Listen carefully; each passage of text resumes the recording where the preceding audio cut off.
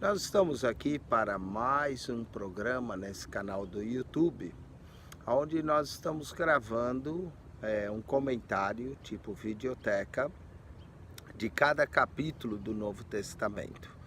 Nós esperamos que isso seja de grande valia para todos aqueles que acessam esse canal do YouTube, onde nós estamos comentando o Novo Testamento. Hoje nós vamos dar continuidade com o Evangelho de Marcos. Marcos é o evangelho mais curto ou sucinto que nós temos de Jesus Cristo. Muitos estudiosos da Bíblia também creem que Marcos foi o primeiro evangelho a ser escrito. De acordo com Papias, no ano 140 da nossa era, ele diz que Marcos foi intérprete de Pedro. Vamos dar continuidade no Evangelho de Marcos. O Evangelho de Marcos dá muita ênfase também em demônios. O primeiro sinal miraculoso acontece logo quando Jesus, no capítulo 1, entra na sinagoga e ali havia um homem com espírito imundo. O que nos leva a pensar o que fazer aquele homem com espírito imundo dentro da sinagoga. Jesus também vai sofrer oposição ao seu ministério por causa das curas que ele fazia no sábado. Então, em Marcos capítulo 3, verso 6, nós vemos, por exemplo, os fariseus e herodianos se juntando para ver como matariam a Jesus. Agora, em Marcos capítulo 5, nós vamos ter um outro caso de demônio, onde um homem está possesso. É o capítulo 5 que nós vamos falar agora do Evangelho de Marcos, do endemoniado gadareno. Esse homem vivia possesso, ninguém podia prendê-lo, ele andava nu, gritando, se feria com pedras, os grilhões não o mantinham. E Jesus atravessa o mar da Galileia, interessante, no final do capítulo 4, é que Jesus atravessa o mar da Galileia e um grande temporal de vento levanta, quase o barco ia a pique.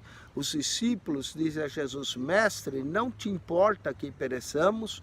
E aí o Senhor levanta, repreende o mar e o vento, manda que ele se acalme, e a palavra repreende, que é usada no grego original, é a mesma palavra que é usada quando Jesus repreende os demônios. Então, esse repreendeu o vento e o mar, indica que aquele temporal de vento e mar se levantou para impedir Jesus de chegar à terra dos Gadarenos, aonde nós vamos dar continuidade no capítulo 5. Jesus acalmou o vento e o mar, e aí chega na outra margem, onde ele vai encontrar com esse homem endemoniado, e nós vamos ver que a única coisa que ele foi fazer lá foi libertar o endemoniado. Aí ele acaba retornando. Quando ele retorna, vem Jairo, um dos principais da sinagoga, pedir que Jesus ore por sua filha que está moribunda. Enquanto Jesus vai, então, curar a filha de Jairo, a filha acaba falecendo, Jesus vai ressuscitá-la, e no meio do caminho aparece uma mulher com fluxo de sangue, a qual impede o mestre de chegar à casa de Jairo antes que a sua filha, que já estava moribunda, veio a falecer. Esse é o capítulo 5 de Marcos. Então vamos ler verso por verso, comentando esse capítulo 5, para que você tenha esse comentário desse capítulo 5 de Marcos. Como nós dissemos, Marcos não tem muitos ensinos de Jesus, ele é bem dinâmico. Jesus repreende muitos demônios, mais as ações de Jesus que Marcos focaliza. Nós encontramos 18 milagres de Jesus nesse evangelho, apenas 4 parábolas, como vimos no capítulo 4. Então, dando continuidade, Jesus passou pela tempestade, chega aqui a província dos Gadarenos, e diz assim: e chegar a outra margem do mar, a província dos Gadarenos. Gadar ficava do lado leste do Mar da Galileia. Então, do Mar da Galileia, a cidade de Cafarnaum estava desse lado oeste, do outro lado do Mar da Galileia estava Gadar. E Assim que ele saiu do barco, diz, e saindo ele do barco, ele saiu logo ao seu encontro dos sepulcros. Note que esse homem habitava nos sepulcros, um homem com espírito imundo. Interessante, Jesus encontramos logo no capítulo 1, um homem com espírito imundo na sinagoga. Agora esse homem com espírito imundo estava habitando nos sepulcros. Diz aqui o verso 3 do capítulo 5 do Marcos, o qual tinha sua morada nos sepulcros e nem ainda com cadeias alguém o podia prender. Um homem totalmente endemoniado, o pessoal da vila tentou prender ele, detê-lo com cadeia, mas não podia. E o homem andava nos sepulcros, porque tendo sido muitas vezes preso com grilhões e cadeias, as cadeias foram feitas por ele em pedaços e os grilhões em migalhas, e ninguém podia amansar esse homem. E andava sempre, de dia e de noite, clamando pelos montes e pelos sepulcros e ferindo-se com pedra. Olha que situação. Tentaram amansar esse homem, tentaram prender ele com grilhões, ele arrebentava os grilhões, ele feria-se com pedras e ele vivia dessa forma, ninguém podia o amansar. Interessante essa frase do final do verso 4, que ninguém podia o amansar, mas vai chegar Jesus, que amansa qualquer demônio, que amansa qualquer homem bravo, que acalma todos aqueles que estão agitados.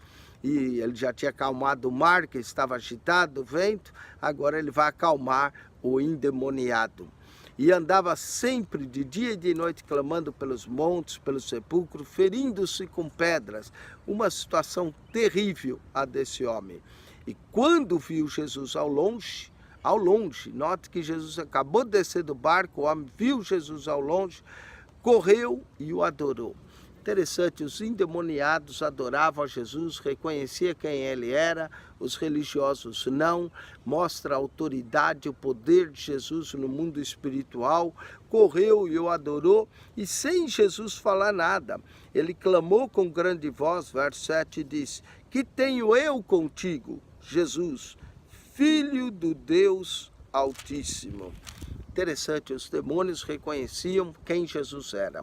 Ele já veio, prostrou-se, correu, adorou a Jesus e disse, que tenho eu contigo, Jesus, primeiro título, Jesus, Filho do Deus Altíssimo. Interessante, o princípio do Evangelho diz, princípio do Evangelho de Marcos, de Jesus Cristo, Filho de Deus. Aqui, novamente, Jesus, Filho do Deus Altíssimo. Os demônios reconhecem quem Jesus é, os religiosos não entendem quem ele é, o povo não entende quem ele é, mas os demônios o reconhecem. Jesus, Filho do Deus Altíssimo. Jesus tem muitos títulos na Bíblia, ele é chamado Filho de Deus, Filho amado, em Mateus 3,17, quando ele no batismo Deus diz, esse é meu filho amado, Filho de Davi, no Evangelho de Mateus, Filho de Deus, é outro título aqui que nós o encontramos, Filho de Maria, em Marcos 6,3, Filho do Carpinteiro, em Mateus 13,55, Filho do Deus Altíssimo, conforme lemos em Marcos 5,7, Filho de Deus bendito, Filho do Deus vivo, Filho do homem, Filho do Pai, Filho do seu amor, Filho unigênito de Deus. São muitos títulos de filho que Jesus ocupa. Nesse caso, o demônio diz, que tenho eu contigo, Jesus, Filho do Deus Altíssimo. Conjuro-te por Deus que não me atormentes. Interessante, o demônio andava atormentando aquele homem, mas agora os demônios pede a Jesus que Jesus não os atormente, porque Jesus dizia, sai desse homem, espírito imundo. Jesus dava ordem e o espírito imundo tinha que obedecer. E aí perguntou, qual é o teu nome? E ele respondeu, Legião é o meu nome, porque somos muitos. Olha só, Jesus pergunta o nome do homem e os demônios respondem e diz, Legião, porque somos muitos. Uma legião romana possuía 6.000 soldados, 4.000 soldados, 4.800 soldados de infantaria, mais 1.200 soldados a cavalos. Então essa era uma legião romana, 6.000 soldados, 4.800 de infantaria que marchava, mais 1.200. Imagine só se houvesse de fato uma legião nesse homem. E é possível, porque nós vamos ver que os demônios vão pedir para entrar nos porcos e 2.000 porcos são precipitados no mar. E se fosse uma legião romana com 6.000, então o homem tinha 6.000 demônios, o que levou 3 demônios para cada porco dos 2.000 porcos que vão se precipitar. Disse o homem legião, porque somos muitos. Eram muitos demônios que dominavam. O homem já tinha perdido o juízo, era considerado uma pessoa louca pelaquela aldeia, mas na verdade ele era um endemoniado. E rogava muito que não os enviasse para fora daquela província. E andava pastando no monte uma grande manada de porcos. E todos aqueles demônios lhe rogaram, dizendo: manda-nos para aqueles porcos, para que entremos nele. Outra coisa interessante sobre a possessão demoníaca. Demônios são espíritos. Para eles atuarem nesse mundo, eles precisam de um corpo. No caso, os demônios encontraram nesse homem um corpo para atuar, para ferir-se, para gritar, andava pelo sepulcro clamando de noite. E agora os demônios querem permanecer na região, mas precisam de um corpo para entrar. Então, se os demônios saem daqueles homens, como Jesus os mandava sair, então eles queriam um corpo para entrar. E como havia uma manada de porcos, eles pediram para entrar nos porcos. Note que coisa interessante sobre possessão demoníaca. O demônio pode possuir um homem, o demônio pode possuir animais. Há animais que atacam pessoas assim, sem mais sem menos. Muitas vezes pode ser um instinto de defesa, mas também pode ser um demônio no animal que entra e faz esse mal no animal. Eles pediram para entrar nos porcos. Mesmo para entrar nos porcos, precisavam da autorização de Jesus. Eles disseram: se nos expulsem, manda-nos para aqueles porcos, para que entremos nele. E Jesus logo o permitiu. Jesus concordou. Jesus mandou uma manada de porcos embora, uma manada de quase 2.000 porcos embora, para salvar e transformar um homem. Esse é o valor que um homem tem. Não é? Muito mais do que porcos, muito mais do que animais. E Jesus logo lhe permitiu, saindo aqueles espíritos imundos, diz no capítulo 5, verso 13 de Marcos: saindo aqueles espíritos imundos, entraram nos porcos, e a manada se precipitou por um despenhadeiro no mar, e eram quase 2.000, e afogou-se no mar. Que coisa tremenda, né? Como nós dissemos, a legião romana tinha 6.000 soldados, aqui tinha quase 2.000 porcos, poderia entrar mais de um demônio em cada porco, né? Pelo menos se fosse igual uma legião mesmo, 6.000, então 2.000 porcos, 3 demônios por cada porco, e aí aquela manada vai e se precipita no mar e se afoga no mar. Que estrago esses demônios fizeram! Mas Jesus permitiu que uma manada de porcos todos fossem embora. Não era comum entre os judeus criarem porcos. O porco era considerado um animal imundo. Mas como a Galileia era considerada a Galileia dos gentios, provavelmente na terra de Gadar havia muitos gentios que se alimentavam de porcos, pois aqueles porcos todos vão para o despenhadeiro abaixo, são considerados animais imundos para os judeus, e é interessante que o espírito imundo procura o corpo de um animal imundo para o judeu, que era o porco, não é?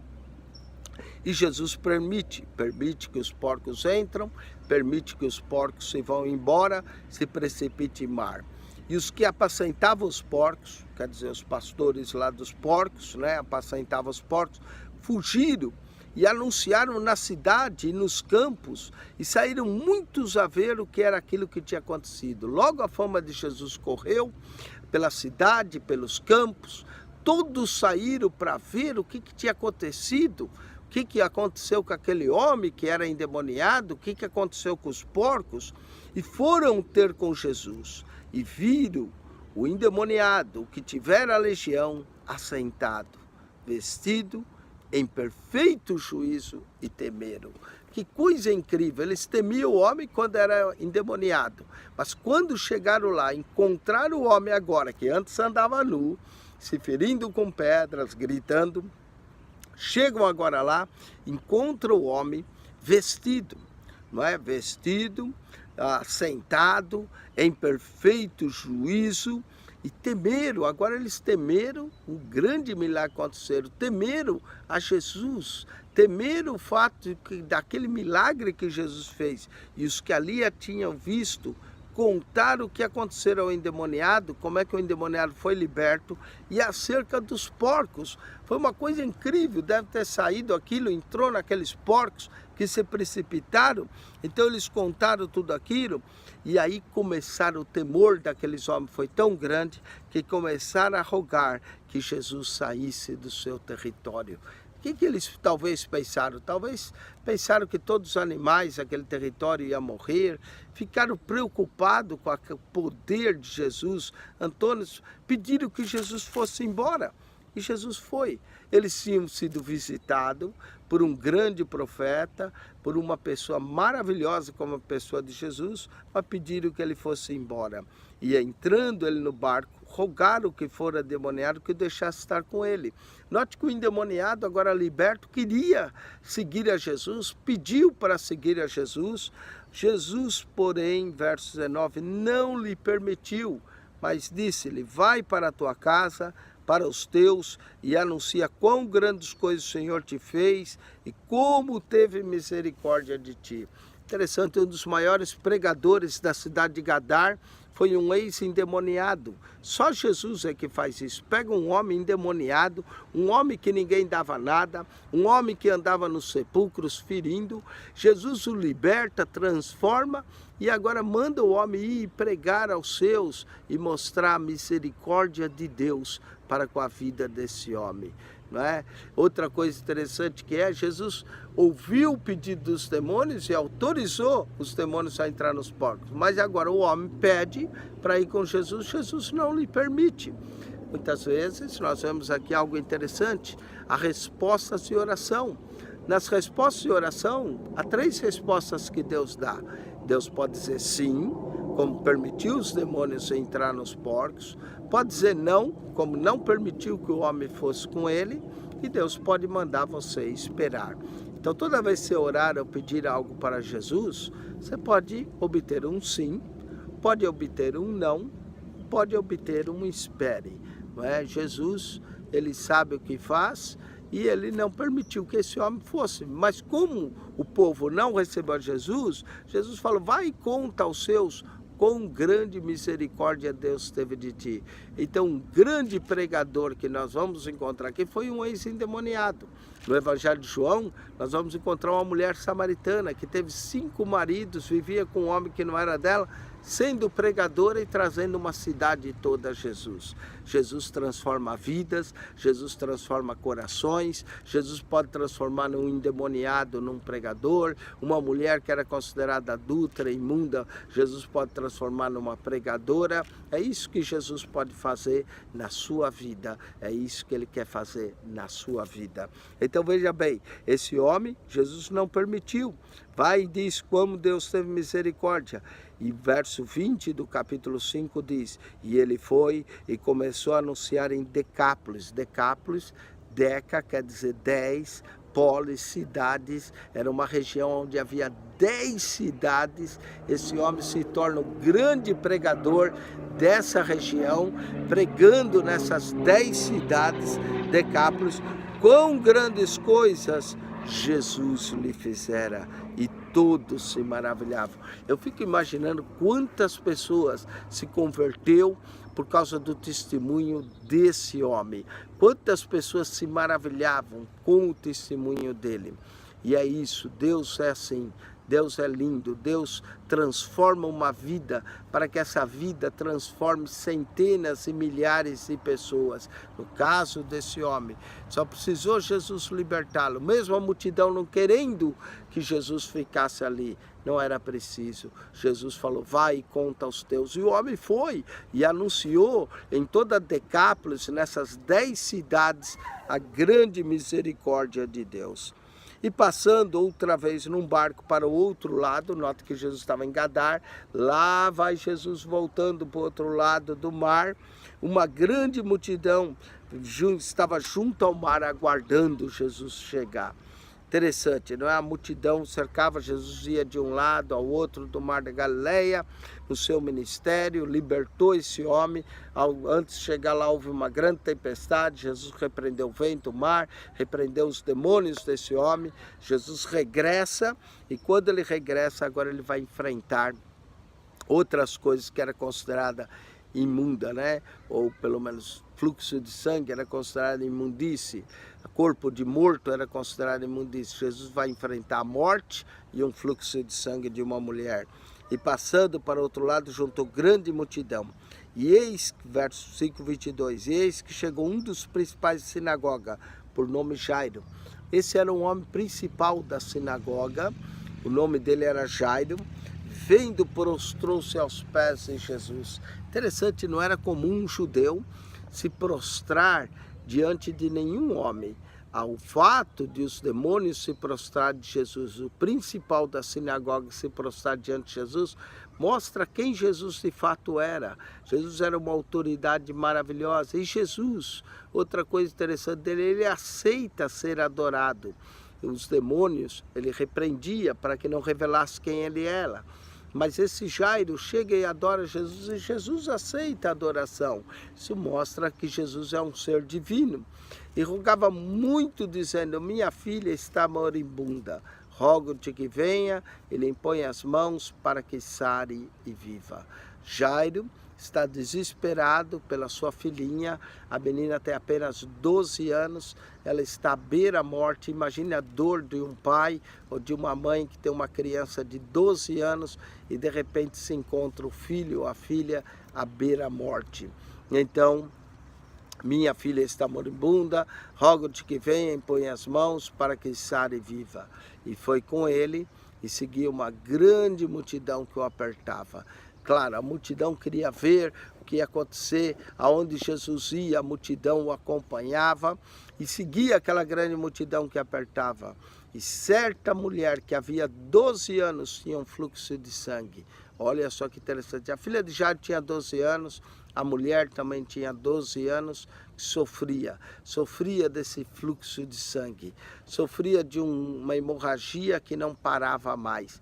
E é interessante isso, porque normalmente em Israel, quando está aos 12, aos 13 anos, é quando começa a mulher com seu ciclo mensal.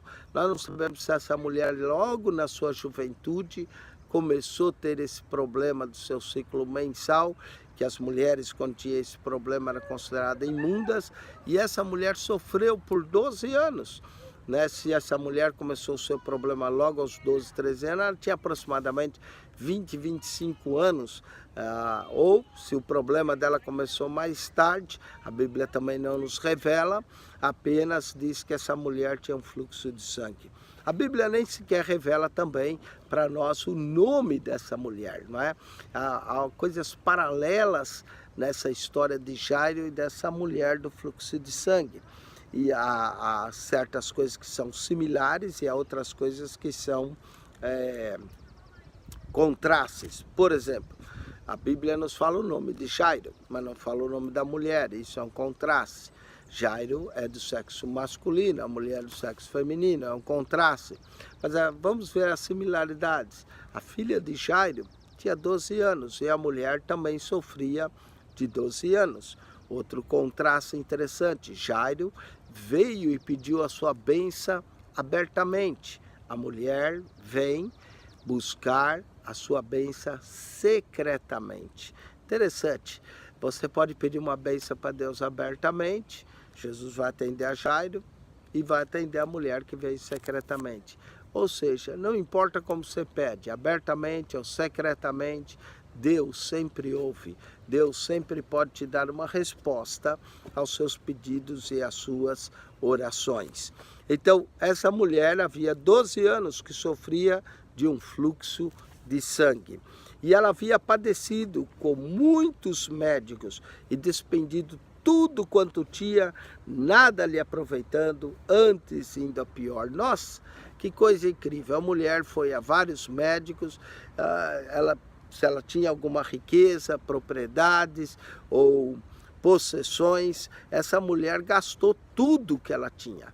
Diz a Bíblia que ela não melhorou em nada. Pelo contrário, ela ainda foi a pior, ela ainda ficou mais doente. Então, ela, quem sabe, podia ter ido ao Egito, onde havia grandes médicos, gastou dinheiro, gastou viagem, não melhorou, poderia ter ido à Síria, à busca de médicos, poderia ter procurado médicos em Israel, nada adiantou.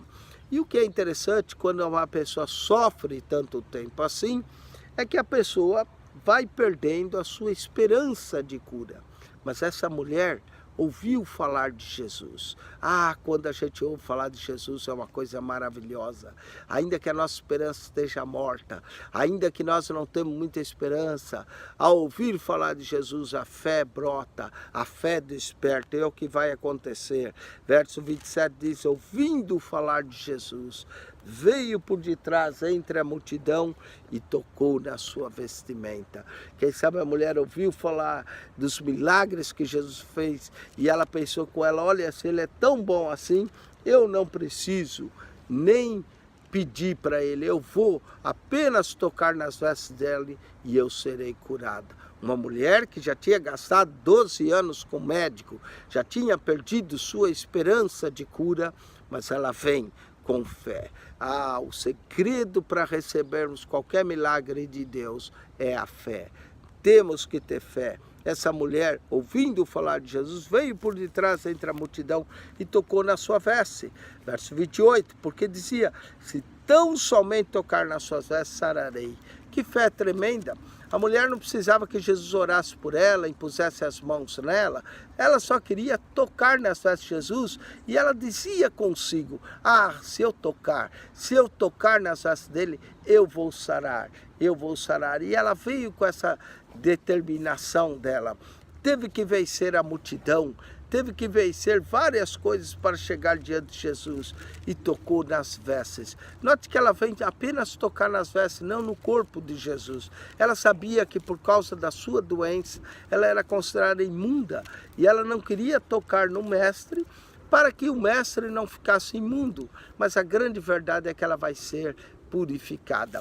Sabe, entre os judeus havia 4 fontes de imundícia. Você pode ler isso no livro de Levítico. Era corpo de morto, era considerado imundo. Se uma pessoa tocasse num morto, ele podia ficar imundo até por 1 semana.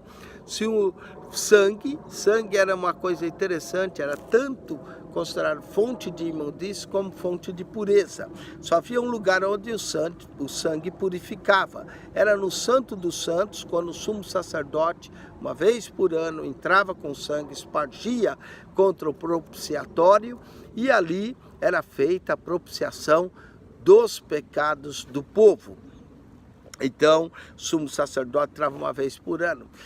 Se saísse qualquer fluido sexual, como no homem tinha perpetuação noturna, ele era considerado imundo por 1 dia. E também lepra. Eram essas 4 fontes de impureza no livro de Levítico que você vai encontrar. Morto, sangue, fluidos sexuais que saíssem do corpo, a semente do homem, e a 4ª fonte de imundície era a lepra. Então, se alguém tocasse, era considerado imundo. Se uma mulher sentasse numa cadeira, aquela cadeira era considerada imunda por causa do sangue. Mas, só, como eu disse, só havia um lugar onde no Santo dos Santos, quando o sangue tocava o propiciatório, em vez de propiciatório ficar imundo, toda a nação era purificada dos seus pecados. Levítico capítulo 16, dia da expiação. Isso significa que aquele que estava no Santo dos Santos decidiu sair do Santo dos Santos e agora caminhava pelas ruas de Jerusalém, caminhava pelas ruas da Galileia, nesse caso, e ele caminhando lá, e quando um leproso, ou Jesus tocava no leproso, em vez de Jesus ficar imundo, o leproso era purificado. Quando Jesus tocava no morto, em vez de Jesus ficar imundo por causa do corpo do morto, o morto ressuscitava. Porque aonde chega a vida, a morte tem que ir embora. Aonde chega a cura, a enfermidade tem que ir embora. Essa mulher era considerada imunda. Ela toca nas vestes, ela nem quis tocar no corpo de Jesus, ela apenas quer tocar nas vestes dele, mas em vez de Jesus ficar imundo, as vestes dele ficar imunda, a mulher é purificada.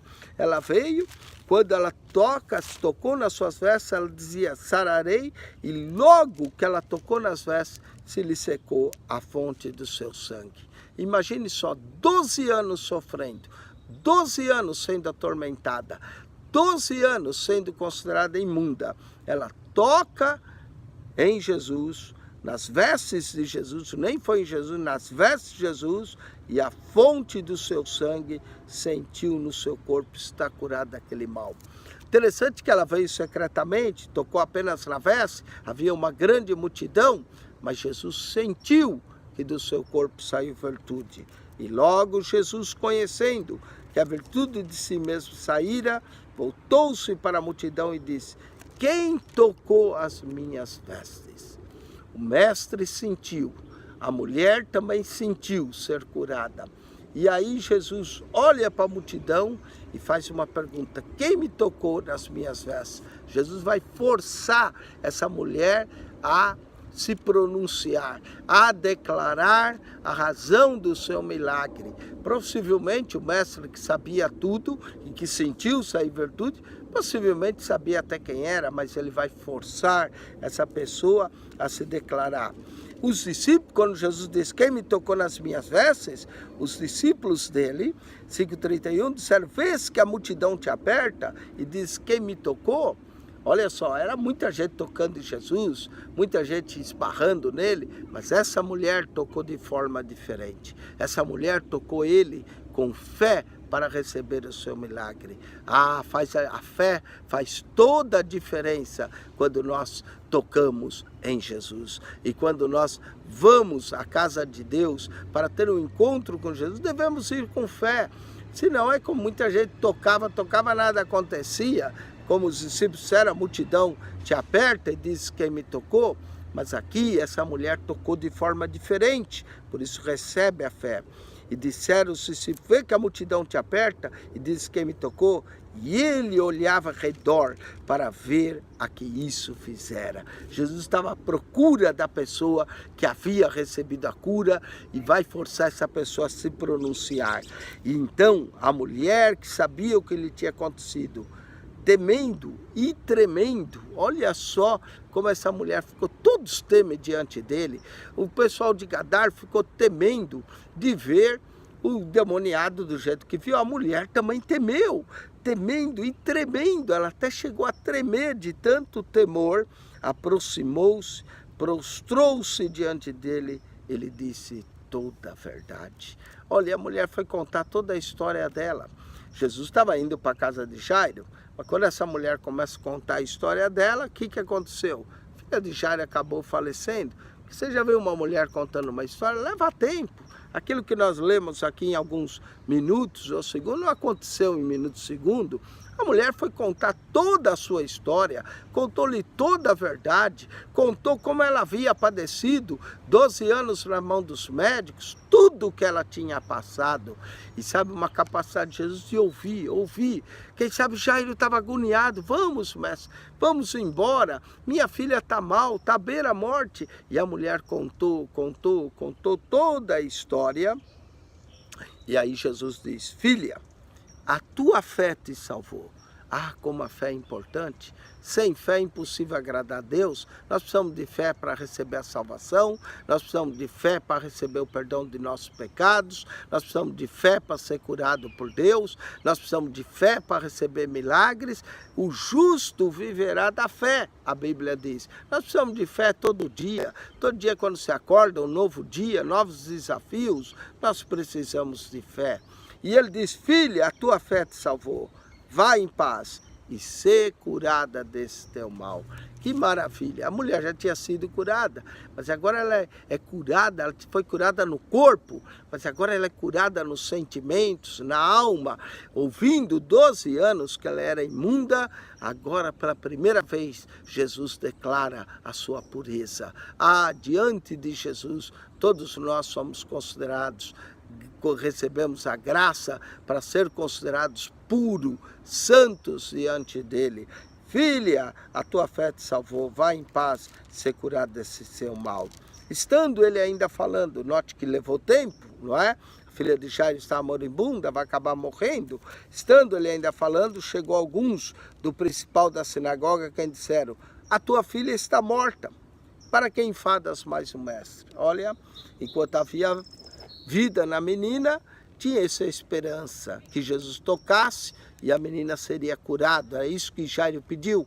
Vem, põe as mãos para que sare viva. Mas agora chega a triste notícia.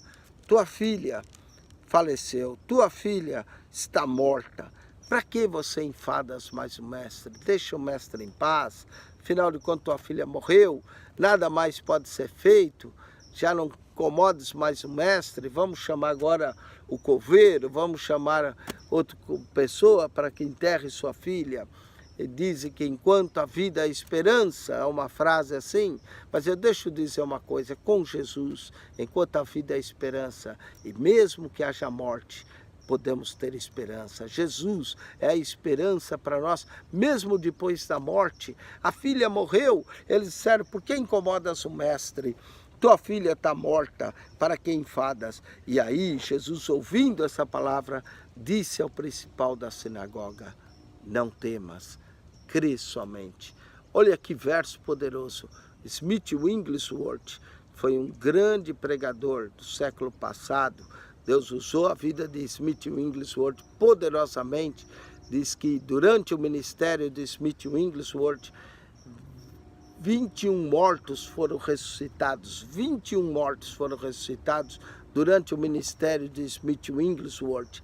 Para ele, o verso mais poderoso da Bíblia era esse. Não temas, crê somente. Não temas, crê somente. Quantas vezes a gente ficamos cheios de temores das coisas, não vai dar certo, isso aqui não funciona, e tememos. Ele disse, não temas, crê somente. Que verso poderoso. Façamos como Smith Wigglesworth, creiamos nesse verso. Não temas, crê somente. E não permitiu que alguém seguisse, a não ser Pedro, Tiago e João. Agora que a menina está morta, Jesus já não permite mais que sigam ele os 12 discípulos. Vai Jesus praticamente sozinho, com Pedro, Tiago e João, irmão Tiago. Eu fico imaginando, porque mais gente atrapalha milagres. Imagine Tomé, se Tomé estivesse lá, ia chegar lá, Tomé do jeito que era duvidoso, ia falar, quem sabe essa menina não vai ressuscitar, mestre, deixa a menina em paz. Ela, enquanto estava viva, estava bem. Mas Jesus não permitiu, porque tem gente que atrapalha o milagre, não é? Tem gente que às vezes você está cheio de fé, joga um balde de água fria na tua fé. Jesus já não permitiu que mais ninguém fosse, senão Pedro, Tiago e João, irmão Tiago. E ainda vai chegar lá e botar a multidão para fora. E tendo chegado à casa principal da sinagoga, viu alvoroço, os que choravam muito e pranteavam. Tinha gente que era contratada para chorar em funerais, gente chorando, era uma choradeira, pranteavam, choravam, né, ali diante daquela morte. Alguns talvez pensando, por que essa menina com 12 anos morreu tão cedo? O que aconteceu? Jesus viu o alvoroço, viu os que choravam e pranteavam, entrando, disse-lhe, por que alvoroçais e chorais? A menina não está morta, mas dorme. Quando Jesus fala isso, porque para Jesus a morte é como um sono, é como um dormir. Não é que a alma fica inconsciente, como alguns pensam, mas o corpo ali parece que está dormindo. Jesus disse, a menina não está morta, dorme. Quando Jesus falou isso, olha o próximo verso, Marcos 5,40. Riam-se dele. Riram de Jesus, meu amigo. Quanto mais em mim ou de você vão rir. Muitas vezes, quando nós estamos com fé em Deus, agimos com fé, agimos com vontade de Deus, tem gente que vai se rir da gente, tem gente que vai debochar. Pois é, riram de Jesus. Imagine de mim, de você, quantas pessoas que vão rir, vão nos achar ridículos, certas coisas que nós fazemos ou falamos, riram-se de Jesus. Mas antes, olha que interessante, antes eles choravam e pranteavam. Quando Jesus diz, a menina não está morta, começaram a rir, começaram a dar gargalhada. Note que aquele choro lá era tudo falso, né? Começaram a rir, foram do pranto para o riso. Ah, que Deus possa sempre nos levar do pranto para o riso. Mas riram-se de Jesus, escarnecendo dele. Riram-se dele, porém, ele tendo-os feito sair. Note que o próprio Jesus os colocou para fora. Aquela gente só ia atrapalhar o milagre, aquela gente não cria no milagre, ia atrapalhar. Jesus disse, a menina não está morta, dorme. Eles riram-se, então Jesus fez-los sair todos, não permitiu que ninguém fosse com ele, a não ser aqueles que ele trouxe, Pedro, Tiago e João, e o pai e a mãe da menina. Olha só, riram-se dele, porém ele tendo feito sair, tomou consigo o pai e a mãe da menina, e os que com ele estavam, aqueles três, Pedro, Tiago e João, e entrou onde a menina estava deitada. Presta atenção. Aqui nós vamos ter 7 personagens. O pai e a mãe da menina, 2. Pedro, Tiago e João, 5. Esses 5 pode até representar os 5 livros da lei de Deus. Jesus é o 6º. E a menina é a 7ª. 7 pessoas. 6 estão ali, adultos. A menina, de 12 anos, está morta. Tinha falecido. Jesus disse que ela não estava morta, mas dormia. Jesus chega diante dela. Pai, a mãe da menina, a dor terrível no coração, vendo sua filhinha, 12 anos, deitada, morta. Os 3 discípulos, Pedro, Tiago e João, e tomando a mão da menina, Jesus tocou na mão. Ao tocar na mão de um morto, Jesus se tornaria imundo. Mas em vez de Jesus tornar imundo, a vida voltou. Jesus tomou a menina pela mão e disse, Talita cumi. Talita cumi é aramaico. Essa é a prova que Jesus falava aramaico. No Evangelho de Marcos, nós vamos encontrar pelo menos 3 expressões de Jesus em aramaico. E como Marcos está escrevendo a romanos, que não entende o que é aramaico, Marcos traduz para nós. É isso, ó. E tomando a menina disse, Talita cumi. Marcos traduz para nós, que traduzido é, menina, a ti te digo, levanta-te. Olha que autoridade. A menina estava morta, Jesus pega a menina pela mão e diz, Talita cumi, que quer dizer, menina, a ti te digo, levanta-te, levanta-te. E logo a menina se levantou e andava, pois já tinha 12 anos, e assombraram com grande espanto. E assombraram-se com grande espanto. E mandou-lhes expressamente que ninguém soubesse e que desse de comer a menina. Que coisa tremenda, que milagre, que coisa assim impressionante. A menina estava morta, Jesus chega lá, devolve a vida, porque aonde a vida chega, a morte tem que sair. Cristo é vida, Cristo vem nos trazer vida e vida com abundância. Amém? E com isso nós terminamos o capítulo 5. Mas eu quero encerrar esse capítulo 5 contando uma história, até uma história engraçada, apenas para descontrair. Mas uma mãe e uma filha se converteram e elas combinaram que daquele dia em diante elas só falariam versos da Bíblia. E aí, no outro dia, a mãe vai acordar a filha e fala, Marcos capítulo 5, verso 41, que eu li para vocês. Menina, a ti te digo, levanta e anda, para acordar a menina de manhã. E a menina responde para a mãe, João 2,4, mulher, que tenho eu contigo, a minha hora ainda não é chegada. É interessante, uma história apenas para divertir-se, né? Mas porque os evangelhos também têm essa conotação que a gente pode entender, mas é muito interessante. O milagre que Jesus fez nessa menina é algo extraordinário. É um dos milagres de ressurreição que nós encontramos a mais nos evangelhos, sendo que o maior de todos é a de Lázaro, morto de 4 dias. Também tem o filho da viúva de Naim, que nós vamos ver em Lucas, quando estudarmos o Evangelho de Lucas. Mas Marcos aqui conta a história dessa ressurreição maravilhosa. A menina moribunda, 12 anos, voltou e mandou que ninguém o soubesse. Interessante no verso 43, esse é chamado o segredo do Messias. Jesus, ao mesmo tempo que fazia essas coisas, pedia que não se falasse, mas era impossível ficar quieto, todos saíam e falavam, e disse que lhe dessem de comer. Com isso nós encerramos o capítulo 5, espero que você tenha gostado desse estudo, assista os outros vídeos que nós fizemos, capítulo 4, 3, 2, o capítulo 1 de Marcos, a introdução do Evangelho. Já comentamos também o Evangelho todo de Mateus, e o propósito é que você tenha aí um estudo, curiosidades, para despertar o seu interesse pelo Evangelho de nosso Senhor e Salvador Jesus Cristo. Quem esteve convosco para mais esse programa nesse canal do YouTube, para mais capítulo do Novo Testamento, foi o pastor Eugênio Piacentini. Que a graça de nosso Senhor Jesus seja contigo, o amor de Deus, nosso Pai, e a comunhão e consolação do Espírito Santo. Deus te abençoe em Cristo Jesus. Amém.